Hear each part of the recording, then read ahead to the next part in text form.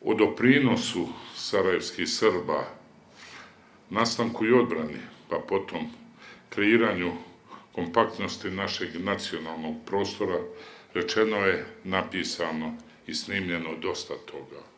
O stradanju naroda ove regije svjedoči ovaj manastir svetog velikomučenika Georgija, manastir Sokolica, koji izgradili kao vječni pomen i zavjet srpskim junacima.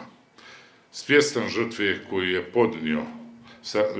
podnio sarajevski Srbi su se posle Dejtonskog sporazuma svjesno odrekli imanja i kuća da bi sačuvali Republiku Srpsku.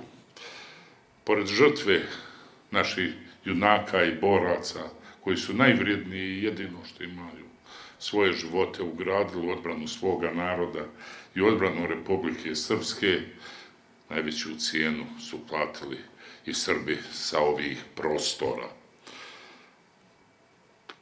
Nemojte da dozvolimo ovo što su naši borci, junaci, što je naš narod odbranio,